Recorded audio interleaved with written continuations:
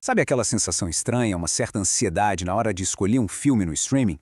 Ou quando a gente encara aquele corredor de supermercado lotado de opções? Parece que temos toda a liberdade do mundo, mas será que essa infinidade de escolhas está nos fazendo mais felizes? Hoje, a gente vai desvendar esse paradoxo de como mais opções podem, na verdade, levar a menos satisfação. Para a gente entender esse sentimento, nosso roteiro vai ser bem direto. Primeiro, por que ter tanta opção virou um problema? Depois, como é que isso nos paralisa? Em seguida, vamos conhecer dois perfis de pessoas que lidam com isso de formas diferentes. E o mais importante, descobrir um jeito de tomar decisões melhores e com mais tranquilidade. Vamos começar entendendo o tamanho do problema. E se prepara, porque a realidade da escolha hoje em dia é, para resumir em uma palavra, avassaladora. Pensa numa coisa simples, como biscoitos. Num supermercado qualquer, é normal a gente encontrar umas 285 variedades. 285. A chance de achar o biscoito perfeito até parece alta, mas só de pensar em analisar tudo isso, a energia já começa a ir embora.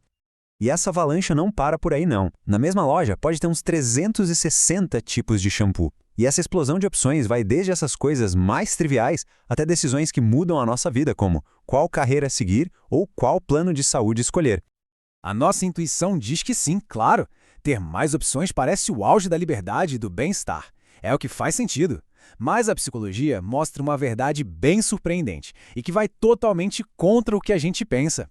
E aqui está uma prova chocante disso, que veio de um estudo clássico feito com geleias. Olha só, quando os pesquisadores ofereceram 6 opções, 30% das pessoas compraram um pote. Mas quando o número de sabores saltou para 24, as vendas despencaram. Só 3% compraram. O excesso de escolha não libertou, paralisou. Essa paralisia que a gente viu com as geleias, ela não é um caso isolado não.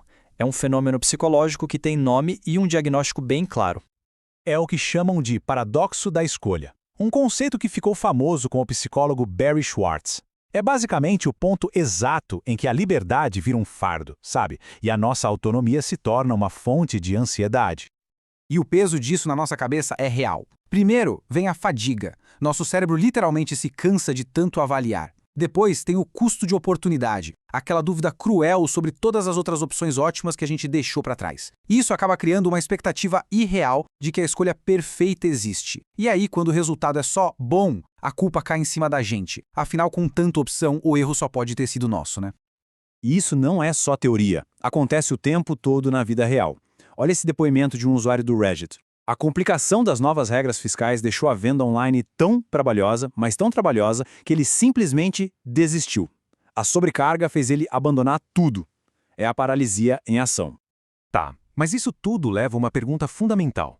Se todo mundo está nesse mar de escolhas, por que algumas pessoas parecem lidar com isso melhor do que outras? A resposta está em duas mentalidades que são completamente diferentes. A pesquisa identifica 2 perfis. De um lado, tem os maximizadores. São aquelas pessoas que precisam ter certeza absoluta que encontraram a melhor opção possível. Isso leva elas à pesquisa sem fim. Do outro lado, tem os satisfazadores. Eles buscam o bom o suficiente. Assim como a opção atende aos critérios deles, pronto, a busca acaba, a decisão é tomada.